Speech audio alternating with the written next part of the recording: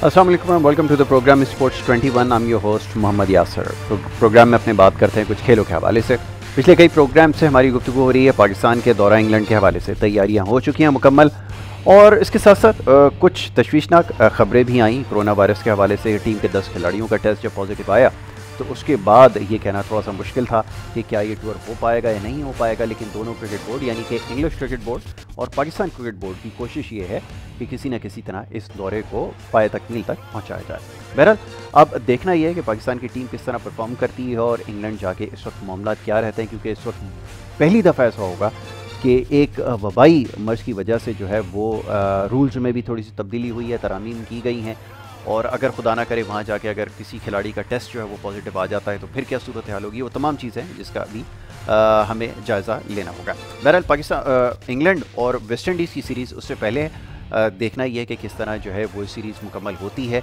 SOPs की जहाँ बात की जाती है, क्योंकि वहाँ पे तो बड़ा सख्ती से अमल दरामद करवाया जाता है, तो किस तरह इन तमाम चीज़ों को मेक श्योर किया जाएगा। बहरहाल इसी मामले के ऊपर आज भी गुफ्तगू करेंगे। टीम रवाना होने वाली है और इसी मामले पर हमने गुफ्तगू करनी है। सिलेक्शन के हवाले से बहुत सारे पैगामात हमें गुज़िश्ता प्रोग्राम में भी मौसूल हुए थे, कोशिश करेंगे आज उनके ऊपर भी प्रोग्राम में गुफ्तगू करें।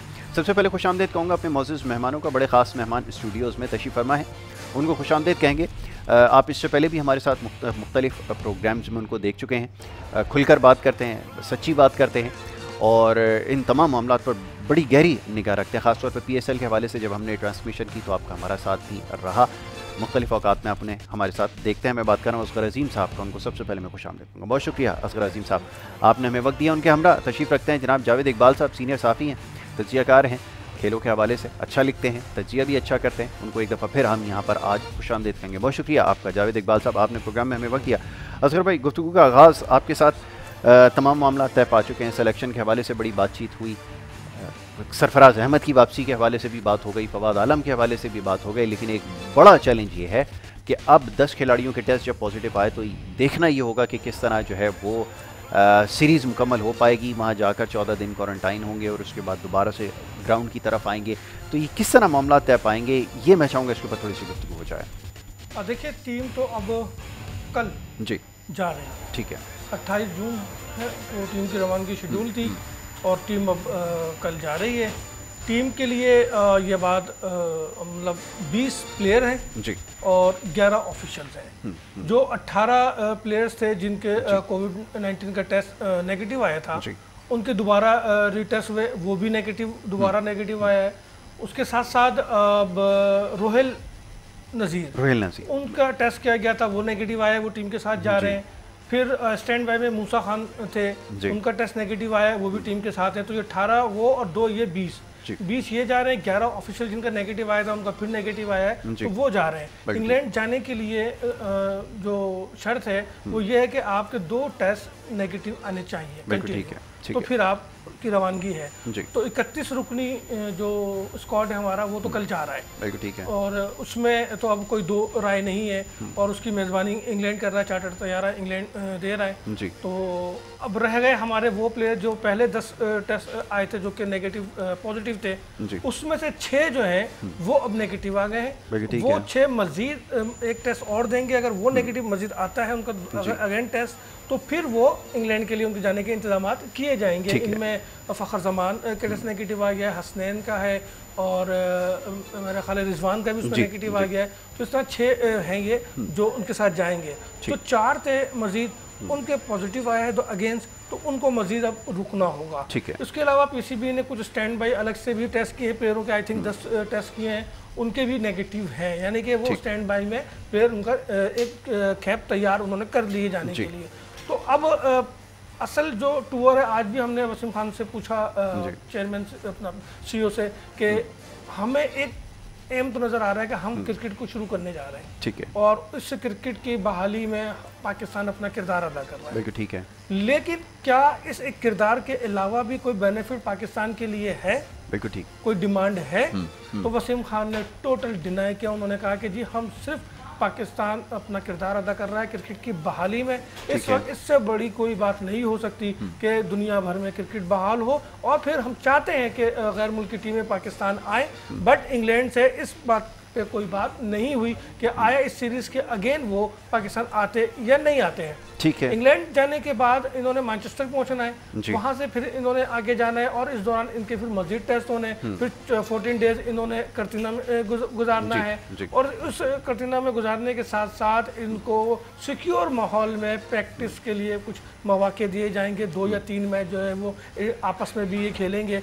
और फिर एक जफर गोहर को हायर किया है वहां से, जो स्पिनर है पाकिस्तान की तरफ से, आई थिंक 1 वनडे खेल चुके हैं, तो वो टीम को ज्वाइन करेंगे इनके साथ प्रैक्टिस के लिए। तो ये तो आज की अपडेट है जो हमारे टूर के हवाले से। ठीक है जावेद इकबाल साहब, ये बताइएगा जैसे अभी असगर भाई ने इसकी निशानदेही की है कि हमें इसमें क्या मिलता है, हम अपनी बहाली के लिए अपना किरदार अदा करते हैं और हमें वो वक्त याद है कि जब पाकिस्तान में क्रिकेट की बहाली हो रही थी तो पाकिस्तान लोगों के पास जाया करता था, बोर्ड से उनके बात किया करता था, गुफ्तो शनीद होती थी, लेकिन उसके कोई खातिर खा नताइज नहीं निकले।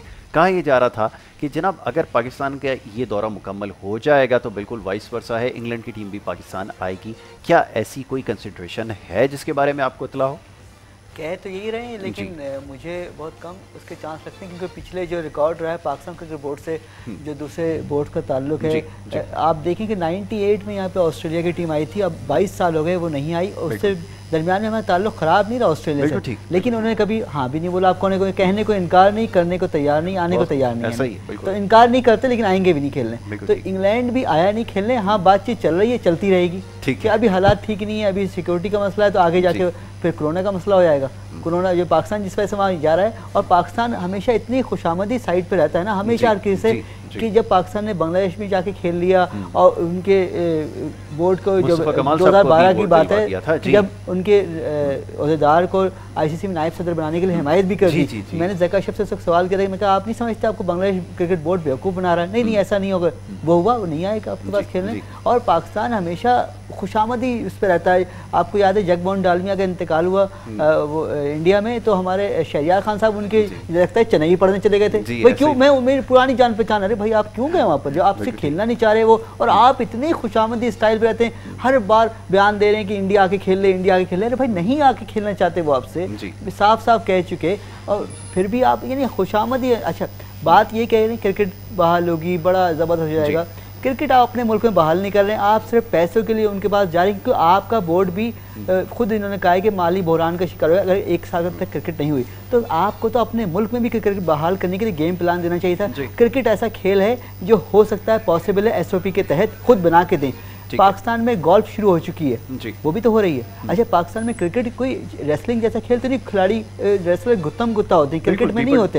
एक बड़े ग्राउंड में 22 खिलाड़ी खेलते हैं, 2 बैट्समैन होते हैं और 2 अंपायर होते हैं, तो वो तो आराम से हो सकता है। लेकिन आपने प्लान ही नहीं दिया पाकिस्तान फेडरल गवर्नमेंट को, आपने प्लान सिर्फ ये दिया कि हमने इंग्लैंड जाके खेलना है, उसकी इजाज़त दे दो, क्योंकि पैसे वहाँ से आने हैं, हमें वहाँ जाके खेलेंगे, इतने पैसे मिलेंगे, सारा खर्चा वो उठा लेंगे, उसके बदले में काफ़ी पैसे मिल जाएंगे। और वो आए नहीं आए, लेकिन फिलहाल काम चलेगा, क्योंकि आपने अपने अखराजात इतने बढ़ाए में कि वो कहते हैं ना आमदनी अठन्नी खर्चा रुपया। और अब क्रिकेट बोर्ड के खुद CEO की जो CEO को हटा के पहले MD आए थे, अब वो CEO को हट गया। एक सवाल ये भी था कि CEO किसके लिए काम कर रहे हैं? ECB के लिए काम कर रहे हैं, PCB के लिए काम कर रहे हैं? वो अपनी जाती तौर पे ज़्यादा काम कर रहे हैं, क्योंकि वो अपनी ज़ात के लिए काम कर रहे हैं, और वो पाकिस्तान के लिए पाकिस्तान नहीं आए, वो अपनी ज़ात के लिए पाकिस्तान आए। अगर उनको इतने पैसे वहाँ मिल रहे होते तो वहीं काम कर रहे होते।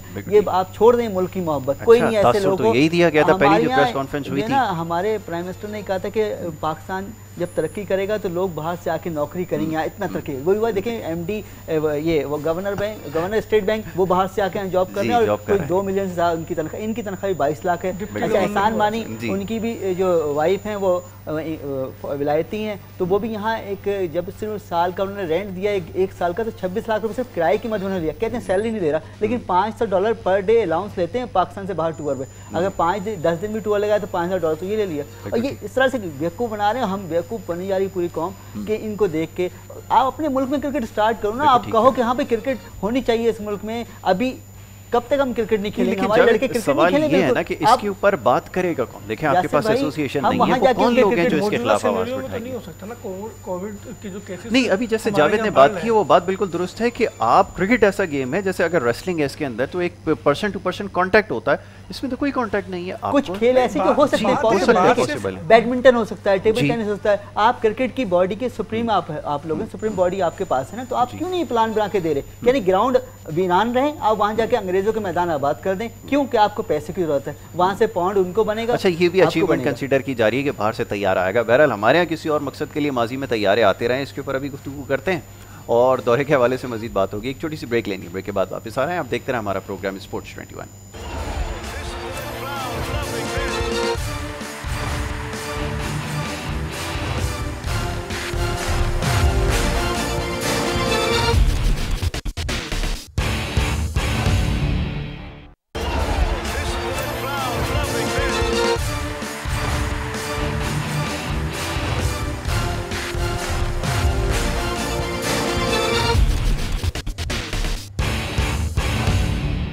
Welcome back once again. आप देख रहे हैं प्रोग्राम स्पोर्ट्स 21। ब्रेक पे जाने से पहले गुफ्तगू का सिलसिला जारी था। बात हो रही थी हमारी कुछ पाकिस्तान के इंग्लैंड के टूर के हवाले से, इसी के ऊपर मज़ीद गुफ्तगू करेंगे। और जावेद इकबाल साहब फरमा रहे थे टूर के हवाले से कि हम सिफारती सतह के ऊपर ये एक नाकामी समझी जाएगी कि इससे पहले भी जब हमने कोशिश की तो ऐसा कोई इसके नताइज नहीं निकले या उसके बदले में हमें कुछ नहीं मिल सका।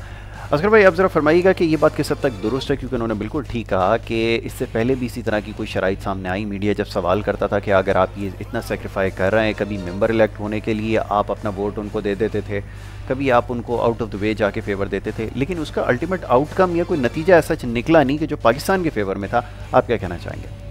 देखिए, पाकिस्तान क्रिकेट बोर्ड की सबसे बड़ी कमज़ोरी ये रही है कि उसने खित्ते के जो उसके ममालिक हैं, जो पड़ोसी ममालिक हैं, वहाँ उसने कभी भी अपनी ग्रिप मजबूत करने की कोशिश नहीं की। ठीक है।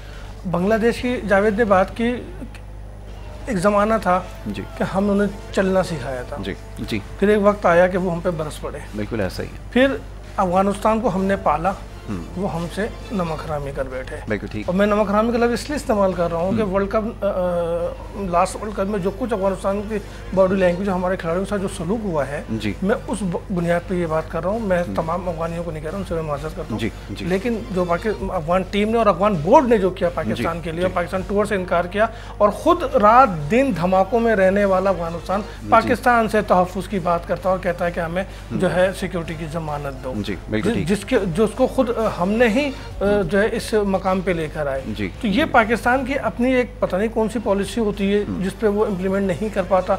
हाँ, हमारे अगर ताल्लुकात कुछ बेहतर हैं तो वो श्रीलंका से हैं, और वो भी मैं समझता हूँ कि पॉलिटिकली हमारे जो खारजा पॉलिसी रही है वो इतनी अच्छी श्रीलंका के साथ रही कि जिसका असर हमने क्रिकेट पे देखा।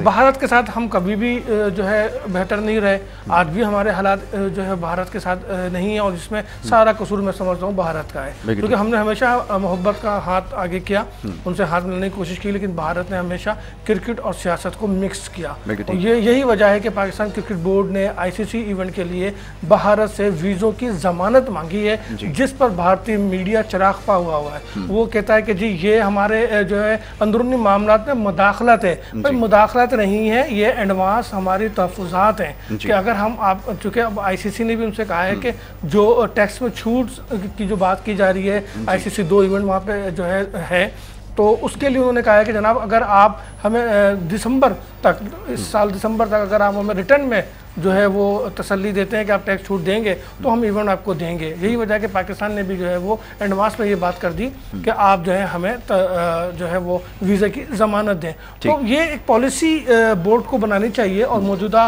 हुकूमत की जो खारजा पॉलिसी है, मैं समझता हूँ कि शाह मोहम्मद कुरैशी साहब और दीगर टीम को मिलकर इस हवाले से एक कैंपेन चलानी चाहिए कि हम क्रिकेट के हवाले से और दीगर स्पोर्ट्स के हवाले से अपने जो पड़ोसी ममालिक हैं उनके साथ एक जो है कॉन्फ्रेंस करें और आपस में तय करें कि हमें किस तरीके से एक दूसरे को सपोर्ट कर कर अपने खेल को आगे लेके जाना है, क्योंकि दुनिया भर में ये फार्मूला है कि स्पोर्ट्स आगे जाएगा तो वो मुल्क भी आगे जाएगा। ठीक है, अब इससे जुड़ी एक और बात है जो मैं आपके सामने रखता हूँ। जावेद, ये फरमाइए कि जैसा भी बात हो रही थी, असगर साहब ने बिल्कुल ठीक कहा कि ये तमाम मामला हैं, अगर ये बेहतर हो जाएंगे तो यकीनन आपको सिफारती महाज के ऊपर कामयाबी मिलेगी और खेलों की वजह से रिवाइवल होता है। बड़ी बड़ी नेशंस की पहचान किसी भी स्पोर्ट्स के हवाले से होती है, लेकिन हमारे जो इंतज़ामी मामला हैं, बड़ी तल्ख बात है लेकिन ये बार बार कही जाती है और ये साबित भी हो रहा है, जिस तरह के इंतज़ामी मामला रहे हैं, प्योर डेमोक्रेसी नहीं है पीसीबी के अंदर, मनमाने लोगों को अपॉइंट किया जा रहा है। मिसबा आए, मिसबा ने अपने साथ अपने जितने मनपसंद लोग थे उनको इर्द गिर्द जमा कर लिया, यही पीसीबी का हाल रहा है। वही चेहरे बदल बदल के मुख्तलिफ पोजीशंस के ऊपर आते रहे। अगर ये सारा सिलसिला जारी रहेगा तो फिर कैसे ये तस्वुर किया जा सकता है कि आने वाले वक्त में कामयाबी मिलेगी या सिफारती माज के ऊपर कामयाबी मिलेगी, अगर ये लाइकिंग डिसलाइकिंग और ख़ास तौर पर नेपोटिज्म का अगर होता रहा, अगर यहाँ पर इस्तेमाल होता रहा, तो फिर कैसे आपको नताइज मिलेंगे? देखिए, अभी हमने देखा 6 महीने साल पहले जब मिसबा को इख्तियारात दिए गए तो इतने ज़्यादा लामहदूद इख्तियार दिए गए, टाइम भी 3 साल का, ओहदा भी 3 इकट्ठे दे दिया गया, यानी क्या आपने अपने हवाले कर दिया गया मिसबाहुल हक को पाकिस्तान क्रिकेट बोर्ड का जीजा जी बना लिया? बिल्कुल ऐसा ही, सब कुछ उनको दे दिया। और ये बात ये जो जीजा जी कहेंगे वही होता है होगा, यानी अभी उन्होंने यूनुस को रखा है, एक बैटिंग कोच का ओहदा उनसे ले लिया वापस। तो पहले इसका मतलब गलत किया था आपने यू टर्न लिया ना, ले लिया आपने, पहले कहते नहीं हमने सही किया, यू टर्न लिया। अब आगे भी आप देखिए आगे क्या चेंजिंग आनी। अब मिसबाह की कुछ फैसले बहुत ज़्यादा जो है जानिबदारी पर मबनी होते थे, जिसकी वजह से पाकिस्तान टीम को नुकसान हुआ। देखें पाकिस्तान टीम ये T20 में 27 महीने तक नंबर 1 रही, वो चौथे पे आ गई। बिल्कुल ठीक। अच्छा, आपने जो T20 का जो कप्तान था, जो लीड कर रहा था पाकिस्तान को 27 महीने तक, उसने नंबर 1 रैंकिंग वर्ल्ड रैंकिंग में रखा, उसको आपने टीम से ही फारिग कर दिया, नहीं कि आपने हटाया नहीं, तीनों फॉर्मेट से फारिग किया। फिर आपको यानी उसकी लग भी कभी सरफराज की अच्छी होती कि सेकंड विकेट कीपर ऑल्टरनेट के तौर पर आप उसको लेके आए थे, लेकिन वो फर्स्ट विकेट कीपर हो गया क्योंकि रिजवान जो है अभी दस्तयाब नहीं है कोरोना की वजह से। ठीक है, तो अब हो सकता है वही सारे मैचों में खेलेगा, ज़्यादातर मैचों में खेलेगा अगर वो फिट रहा और जैसे अगर हालात रहे। तो चीज़ें देखते नहीं, बस एक फैसला कर देते हैं। और मिसबाह की तो रिकॉर्ड रहा है कि वो 2015 के वर्ल्ड कप में सरफराज को नहीं खिलाना चाहे थे, यही वकालत में थे, उनको नहीं खिलाना चाहे थे, और वही जोड़ी अभी दोबारा आई है कि वो नहीं खिलाना चाह रहे थे। अब आप किस तरह चीज़ों को सही करेंगे जो आपके सर पर आ गई है? आप सिर्फ बात ये नहीं कराची के लड़कों के साथ ज्यादती हुई, ज्यादती अहल लड़के जो लाहौर के हैं, जो पेशावर के, मुल्तान के, उनके साथ भी ज्यादती कभी ये अपने ये पसंद नापसंद की वैसे करते हैं कि मेरे डिपार्टमेंट का लड़का है, अगर सुई नॉर्दर्न गैस कर वो बहुत खेला, यानी मिसबाहुल हक के डिपार्टमेंट का, उसको बिल्कुल सर आंखों में बैठा के उसको मौका देते हैं बार बार।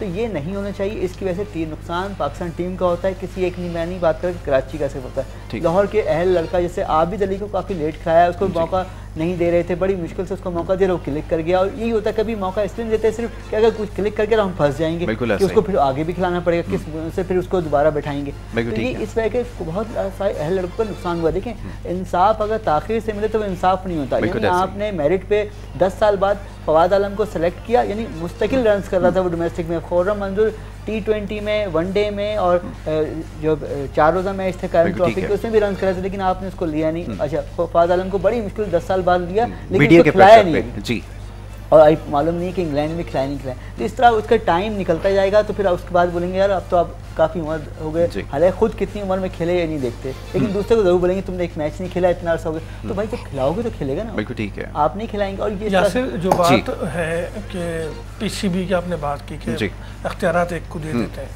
बात यह है कि सबसे पहले तो वज़ीर-ए-आज़म की मुदाखलत PCB में नहीं होनी चाहिए। ठीक है, किसी भी स्पोर्ट्स फेडरेशन में नहीं होनी चाहिए हुकूमत की मुदाखलत। ठीक है, और अगर इस तरह से हो कि जी वज़ीर-ए-आज़म जो है 2 बंदे नॉमिनेट कर दें और उन्होंने ही फिर इलेक्शन लड़ना, उन्होंने ही चेयरमैन बनना, उन्होंने ही CEO बनना है, बिल्कुल ठीक है, तो फिर मेरा ख्याल है कि आप डायरेक्ट अनाउंस कर दें, कोई ज़रूरत नहीं है ये सब चीज़ें पालने की। ठीक है, फिर जो गवर्निंग बोर्ड इस वक्त मौजूद है वो governing board real governing board तो है नहीं। ठीक है, वो जो नई गवर्निंग बोर्ड बननी है, असल लोगों को आना है, वो नहीं आ रहे, जो लोगों से काम चलाया जा रहा है वो उन्हीं से काम चला रहा है, एडॉक बेसिस के ऊपर मामला चल रहा है। तो अब जो सूरत हाल है, कल भी गवर्निंग बोर्ड का 98वां इजलास हुआ, इस इजलास में भी गवर्निंग बोर्ड के किसी मेंबर ने कोई बात नहीं पूछी चेयरमैन से कि आया आपने जो वेबसाइट पे जुए वाली बात की थी और जो एग्रीमेंट हुआ था वो तस्लीम किया, उससे माफ़ीनामा हुआ, माफ़ीनामा कबूल करके आपने उस चीज़ को कंटिन्यू कर दिया, मुआहदा ख़त्म नहीं किया,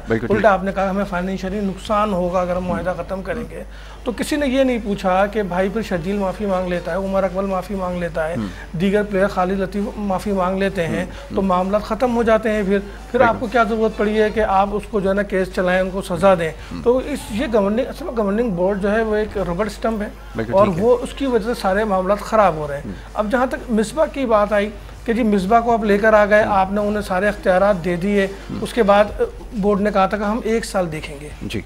1 साल में बोर्ड को इस बात का एहसास हुआ कि मिसबा को तमाम इख्तियारात देना गलत था। ठीक है। और वो ये बात बरमला तो इसका इजहार नहीं कर रहे हैं, लेकिन प्रैक्टिकली उन्होंने यूनुस को लाके, जावेद की बात सही है कि प्रैक्टिकली यूनुस को लाकर उन्होंने मिसबाह को ये मैसेज दे दिया है कि आइंदा चंद दिनों में अगर तुम्हारी परफॉर्मेंस अच्छी नहीं हुई तो मजीद तब्दीली हो सकती है। और मुझे जो आइडिया है वो ये है कि मिसबाह चीफ सेलेक्टर के ओहदे तक रह जाएंगे। ठीक है। और जो चीफ सेलेक्टर के ओहदे या सिलेक्शन की बात आपने की थी, तो मेरे भाई मेरी तो समझ में नहीं आता कि हमारे यहाँ मेरिट की बुनियाद पर कब सिलेक्शन होगी। अगर 29 प्लेयर आपने उसमें किए और उस 29 में भी ताबिश की जगह नहीं बनती है तो फिर सिलेक्शन कमेटी को ख़त्म कर देना चाहिए। अगर ये सिलेक्शन कमेटी 1.5 साल से out of form Fakhar Zaman को सेंट्रल कॉन्ट्रैक्ट भी दे और फ़खर जमान को जो है इंग्लैंड के लिए सिलेक्ट भी करे और ख़ुद फ़खर जमान ये कहे कि हाँ मैं 1.5 साल से आउट ऑफ फॉर्म हूँ, 1.5 साल हो गए मुझे, मैं जो ओवर कॉन्फिडेंस का शिकार था, मैं परफॉर्मेंस नहीं कर पाया और मेरी जो मुझे जो सेंट्रल कॉन्ट्रैक्ट मुझे जो दिया गया और जो मेरी जो सिलेक्शन है इंग्लैंड के लिए वो पीसीबी का मुझ पर एहसान है।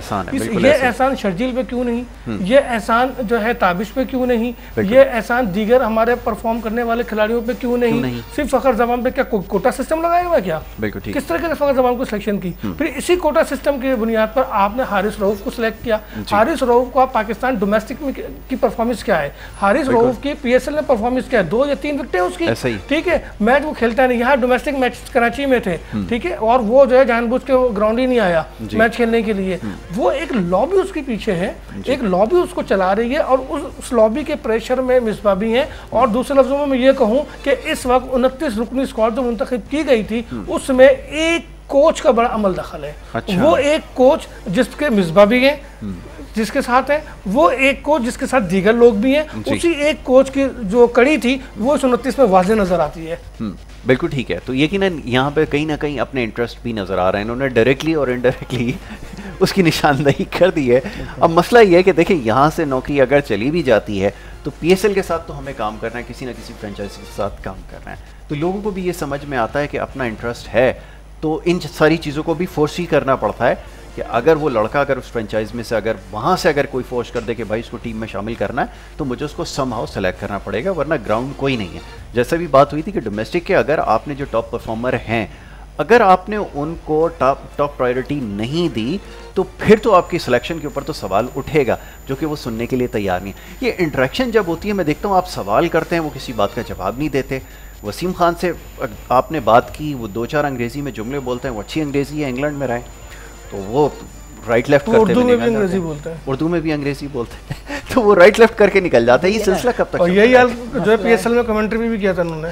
मसला है तो छुपना तो है ना, कहीं कहीं जाके फिर वो कर देंगे ऐसे नहीं ऐसे हो रहा है, ऐसे नहीं ऐसे हो रहा है। अब बात आप सामना नहीं कर पाते बहुत सारी बातों का, तो फिर आप छुपते हैं जाकर। और यही मसाइल हैं पाकिस्तान क्रिकेट बोर्ड के। आपको मैं बताऊं कि पीएसएल ख़त्म हुए अभी जो अधूरा रहा तो उसके टिकटें जो रिफ़ंड इन्होंने करनी थी 3 महीने ज़्यादा हो गए, अब तक रिफ़ंड नहीं की। तो आप क्या कर रहे हैं? आपने तो रिफ़ंड किया, आपने कहा था आप कुछ 1-1.5 हफ्ते बाद पीएसएल ख़त्म होने के बाद आप देंगे। अब सिस्टम मामूल पे आ गया, टीसीएस के ऑफिस खुल रहे हैं, पीसीबी का भी ऑफिस खुला, काफ़ी कुछ दिनों खुला रहा है। तो भाई आप जो लोग हैं वो हमें पूछ रहे हैं, फ़ोन कर रहे हैं कि कब पीसीबी से कोई करें, कब वापस करेंगे। यार कब वापस करेंगे? यानी इतनी छोटी सी बात है, लेकिन है तो आवाम के पैसे हैं, पता चलता है कि आपकी मैनेजमेंट काम कैसी, एडमिनिस्ट्रेशन कैसी है आपकी, ये पता चलता है। राइट, ये इस तरह चल रहा है पीसीबी का सिस्टम की जो अवामी मसाइल हैं। और बाद में फिर वही कह रहा हूँ कि आप दूसरे मैदान को आबाद करने जा रहे हैं। और मुझे तो लग रहा है कि इनका बस ही चले वसीम खान का कि अगर खिलाड़ी कम पड़ गए, 29 लड़के इन्होंने स्क्वाड दिया था और टोटल 45 रुकनी दस्ता है। ये पहली बार इतना बड़ा दस्ता जा रहा है कि कोई खिलाड़ी ओलंपिक्स में इतना बड़ा दस्ता नहीं होता। हम तो खैर अब क्वालिफाई भी नहीं कर पाते हॉकी में, ओलंपिक में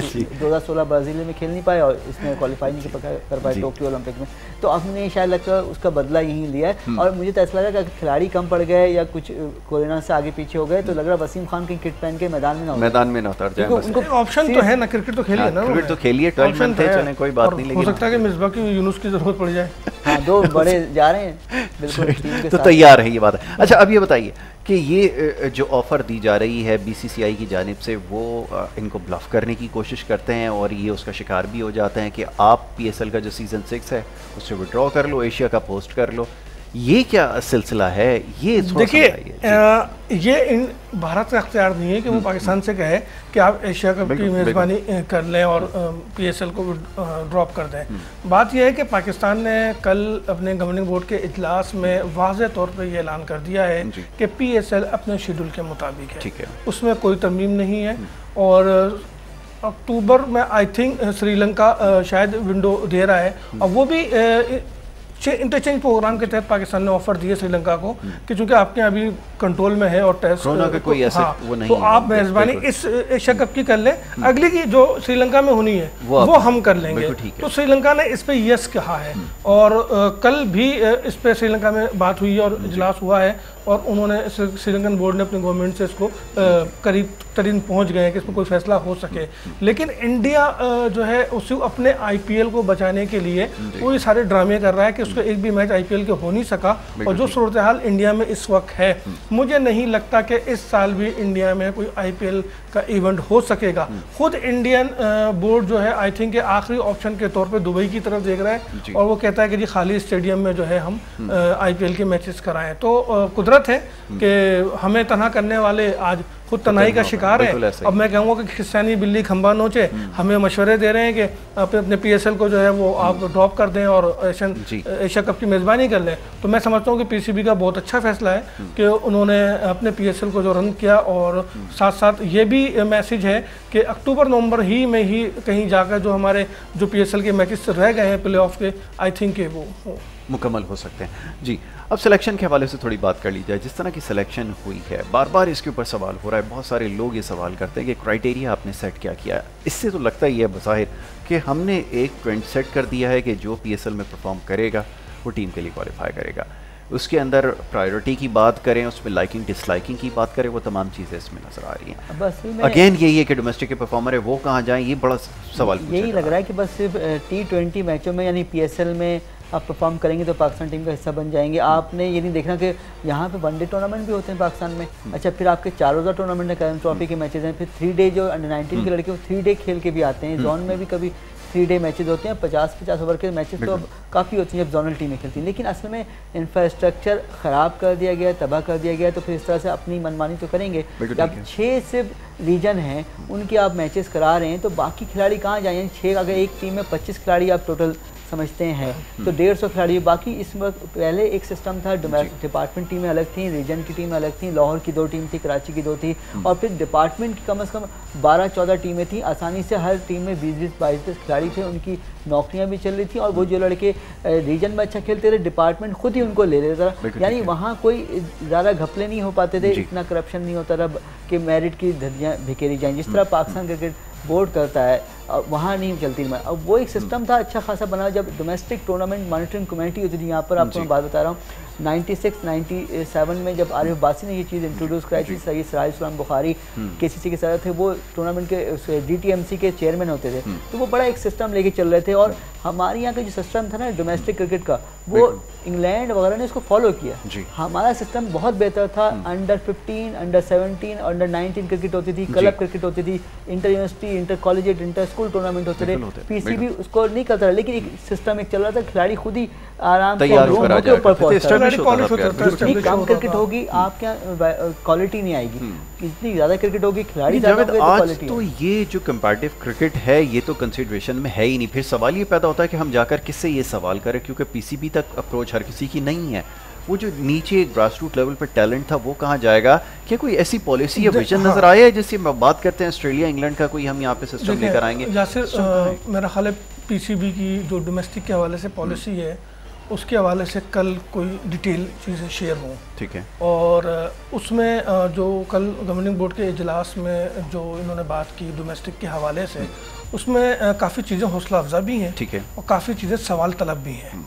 उसमें सबसे अच्छी चीज़ तो ये है कि आपने ग्रास रूट पे जाकर यानी कि अंडर 19 के प्लेयर्स को भी जो है वो पैसे देने की बात की कि हम महीना आपको देंगे 15,000 से 4,000 के दरमियान आपने रखा है कि मुख्तलिफ स्टेप पे हम ये देंगे। इसी तरीके से आपने जो सीनियर्स के लिए रखा है कि 1.5 लाख रुपए से 40,000 रुपए तक देंगे। फिर आपने जो है जो 46% जो है आपने इंक्रीज़ किया है मजमूई तौर पर जो पेमेंट है क्रिकेटर्स की। जो बजट आपने 7.76 बिलियन रुपए का जो आपने अप्रूव किया है अखराजाती बजट, उसका आपने कहा है कि जो 70% से ज़्यादा जो है वो हम क्रिकेट पे लगाएंगे। तो चीज़ें कुछ अच्छी हैं, चेक एंड बैलेंस की इसमें ज़रूरत है। अच्छा, फिर मैच फीस वगैरह में कहीं जाकर 15,000 10,000 रुपये कहीं कुछ कम भी हुए हैं, तो वो कम जो हुए हैं वो उन्होंने शायद बैलेंस किया, ऊपर 1.5 लाख रुपए जो दे रहे हैं वो जाकर, तो आगे पीछे करके उन्होंने उसको बैलेंस करने की कोशिश की है। और सबसे अच्छी बात मैं समझता हूँ कि कम से कम प्लेयर्स की जो ट्रांसपोर्टेशन है वो तो उसका खर्चा तो उसको निकलना चाहिए ना, कि वो कैसे आए और इन हालात में कैसे वो अपने आप को मेंटेन करेगा। फिर 1.22 बिलियन रुपीस तरक्याती अखराजात उन्होंने रखे हैं। आई थिंक कि शायद पेशावर में वो पैसा खर्च हो PSL के लिए, और हो सकता है कि अगर चेयरमैन साहब को याद हो तो शायद वो नियाज स्टेडियम को भी वो कुछ पैसा करेंगे। और साथ साथ फिर लाड़काना जो स्टेडियम जिसका इतना बुरा हाल हुआ है, जिस पर करोड़ों रुपए लगाए थे ज़का अशरफ साहब ने, उसका बहुत बुरा हाल है। तो मेरा ख्याल है कि PCB को इस दौरान उस पर भी एक नज़र रखनी चाहिए। तो डोमेस्टिक के लिए 192 प्लेयर जो 6 हमारे रीजन बनाए गए थे वो बरकरार रखे हैं। उन पहले पर मंथ हम दे रहे थे 50,000 रुपये फी प्लेयर, अब हमने कैटेगरी बना दी है A+, A, B, C, D। तो PCB ने ये एक जो सेंट्रल कॉन्ट्रैक्ट का सिस्टम है वो डोमेस्टिक में वो लेके आ रहा है। तो थोड़ा सा टाइम इनको मिलना चाहिए, इस चीज़ों को देखना चाहिए कि आया ये कैसे बेहतर हो सकते हैं। लेकिन वो जो तजवीज़ डिपार्टमेंटल टीम के लिए PCB के पास रखी हुई है, जो क्रिकेट कमेटी ने PCB को मेरी इत्तला के मुताबिक दे दी है कि 1-2 इवेंट साल में रखे जाए डिपार्टमेंटल, भले आप उसको जो है फर्स्ट क्लास का दर्जा ना दें, लेकिन उससे कम से कम हमारा प्लेयर जो है उसको रोजगार के दरवाजे खुले रहेंगे, उसको एक अपॉर्चुनिटी मिलती रहेगी। और वो 2 इवेंट, एक T20 और एक आई थिंक ODI का उन्होंने दिया है, तो उस पर जो है फाइनल अप्रूवल जो है वो प्राइम मिनिस्टर ने देना है, क्योंकि ये जो जिद है सिस्टम चेंज करने की ये प्राइम मिनिस्टर साहब की है, तो उन्होंने ये सारा सिस्टम चेंज करा के रखा है। अच्छा, फिर जो सिटी क्रिकेट की बात थी, तो सिटी क्रिकेट में जो 90 से ज़्यादा हमने एसोसिएशन सिटी के बनाए, जो हमारा आइडिया है कि शायद बोर्ड के पास 90 से ज़्यादा है, तो वो खिचड़ी भी शायद कल वाजे हो जाए कि आया सिटी में अब किस तरीके से रन करेंगे और सिटी में जो है वो पैसा कैसे जनरेट होगा प्लेयर के लिए, क्योंकि स्पॉन्सर्स अब तक मेरी इत्तला के मुताबिक मुझे नहीं लगता किसी स्पॉन्सर ने, किसी बैंक ने, किसी PIA ने, किसी इदारे ने जो है कोई हौसला अफजा बात की। हालांकि मानी साहब खुद गए चल के मिलने के लिए, लेकिन मुझे नहीं लगता कोई हौसला अफजा बात हुई है, क्योंकि ये जो स्पॉन्सर्स हैं ये तो फ्रेंचाइजर्स के साथ लगे हुए हैं, और फ्रेंचाइजर जो है वो PCB से नाराज हैं, उन्होंने अपने डिमांड रखे हुए हैं। उस हवाले से भी जो है वो अब एक बार फिर जो नजम सेठी कोशिश कर रहे थे कि PSL को PCB से अलग करके अलग डायरेक्टरेट बनाया जाए, तो वो मेरे ख्याल फ्रेंचाइजर फिर उसी तरफ चले गए और कहते हैं कि जी अलग से डायरेक्टर बना के अलग से इसको डील किया जाए। ठीक है, कोई अलग कमिश्नर टाइप का बनाए इंडिपेंडेंट। अच्छा जब सॉरी एक चीज़ और शामिल कर लूँगा, जैसे फंड्स की एलोकेशन की बात हो रही है, 1 बिलियन ऑलरेडी आप डोमेस्टिक के ऊपर खर्च कर चुके हैं। एक सवाल ये बार बार पूछा जा रहा है कि जब इतना हैफ्टी अमाउंट खर्च किया, नतीजा क्या निकला अगर आपने उसके खिलाड़ी भी सेलेक्ट नहीं किए? तो देखिए ये जो सिस्टम ये ला रहे हैं 1.5 साल से, जो रीजन सिर्फ 6 रीजन करके और उनके ज़रिए खुद ही पैसा, यानी खुद पैसा देंगे या कोई स्पॉन्सर मिल गया उन रीजन्स का, वो रीजन किसी शहर की टीम को उसको कोई स्पॉन्सर का फायदा नहीं होना, वो अपनी टीम को स्पॉन्सर करेगा, खुद ही खिलाड़ियों को अपना एक मुलाजिम बनाएगा, तो उसमें उसको फायदा है, वो बोल सकेगा ये मेरे खिलाड़ी हैं, हरीफ बैंक के खिलाड़ी हैं, नेशनल बैंक के, PIA के, इस तरह। ये तो वही हाल हो रहा है जैसे कि मुल्क में बेनज़ीर इनकम सपोर्ट प्रोग्राम शुरू किया, लोगों को भीख के तौर पे आप 3-4 हज़ार महीना देते हैं, या पहले देते थे, वो अब 7,000-8,000 तक हो गया। लेकिन आपने मुल्क में कोई फैक्ट्री नहीं लगाई, आपने रोजगार नहीं पैदा किया। इस तरह ये रोजगार इनके बने हुए थे खिलाड़ी के, वो आपने खत्म कर दिए। अब कह रहे हैं इनके रोजगार पैसा देना हमारे लिए मसला हो रहा है, स्पॉन्सर ढूंढ रहे हैं। जो स्पॉन्सर पहले से थे इदारे, डिपार्टमेंट, उनको आप उन्हीं पे छोड़ते, 12-15 इदारे थे और आप बढ़ाते कि अभी आप भी टीमें बनाएं, अपनी आप भी टीमें बनाएं, नए नए इदारे आप बनाते, जैसे नए इदारे नादरा है, बिलियंस ऑफ बिलियन डॉलर के टर्नओवर हैं, इनको आपने कभी पाबंद नहीं किया। पाकिस्तान में बड़े बड़े इदारे, KPT है, पोर्ट कासिम है, स्टेट बैंक है। स्टेट बैंक ने तो अपने खूबसूरत स्पोर्ट्स कॉम्प्लेक्स बनाया, 2 फुटबॉल ग्राउंड, क्रिकेट ग्राउंड, कोई जबरदस्त किस्म का UBL का ग्राउंड है। तो आप उनको चाह रहे हैं कि वो उनकी क्रिकेट खत्म हो जाए, उनके सारे खिलाड़ी खत्म हो जाए, कोई उनकी नुमाइंदगी नहीं, उनका अखबार में टीवी में नाम नहीं आएगा, तो उनको क्या फायदा हुआ बिला वजह की अपने स्पोर्ट्स कॉम्प्लेक्स पे इन्वेस्टमेंट करने की, उस पर पैसा ज़ाया करते हैं।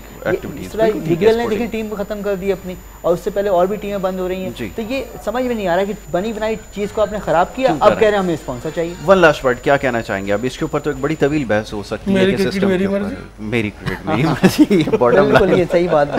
Thank you so very much, बहुत शुक्रिया असगर भाई आपका, जावेद इकबाल साहब आपका बहुत शुक्रिया। ये बहुत सारे मामलात हैं क्योंकि इतनी ज़्यादा इसके अंदर कॉम्प्लिकेशंस हैं, और ख़ासतौर पे जिस तरह के फ़ैसले किए जाते हैं, क्रिटिसाइज़ इसलिए करते हैं कि आप बड़े बड़े फंड्स एलोकेट करें, आपने जो पॉलिसी इंट्रोड्यूस करवाई, इन सब का जो आउटकम है वो क्या है? क्रिकेट प्रमोट हो और पाकिस्तान की क्रिकेट आगे जाए। लेकिन डोमेस्टिक के जो टॉप परफॉर्मर हैं बार बार ये पूछेंगे कि अगर आपने इतनी अच्छी परफॉर्मेंस उन्होंने दी है, आपने इतना अमाउंट इसके ऊपर खर्च किया है, तो इन सारी चीज़ों का फ़ायदा क्या हुआ? फिर बात वहीं पर आती है कि जब तक नेपोटिज्म होगा, जब तक फेवरेटिज्म होगा, लाइकिंग डिसलाइकिंग होगी, इसी तरह ना सिर्फ क्रिकेट को बल्कि दीगर खेलों को भी नुकसान पहुंचता रहेगा। बहरहाल कोशिश की मुख्तसर वक्त में तमाम मामला को डिस्कस करें। अब आने वाली जो सीरीज़ है इसके हवाले से इंशाल्लाह नेक्स्ट वीक में ज़रूर गुफ्तगू करेंगे खिलाड़ियों के हवाले से। तब तक उम्मीद ये है कि अल्लाह खैर करे कि जितने भी लड़के हैं अगर उनके दोबारा टेस्ट होते हैं कि पॉजिटिव आएँ और वहाँ पर बिल्कुल फेयरलेस होकर क्रिकेट खेलें और अच्छी परफॉर्मेंस दे। एक बड़े अरसे के बाद जो खेलने के लिए जा रहे हैं इंग्लैंड में, यकीनन इंटरेस्टिंग भी होगा और ये बहुत सारे खिलाड़ियों की जो सलाहियत है उनका टेस्ट भी होगा। तो इंशाल्लाह इसके ऊपर आगे फिर बात करेंगे। यहाँ पर आपसे इजाज़त लेनी होगी, नेक्स्ट वीक इंशाल्लाह इसी प्रोग्राम में दोबारा मुलाकात होगी। मोहम्मद यासिर को और हमारी टीम को दीजिए इजाज़त, अल्लाह ने के बाद।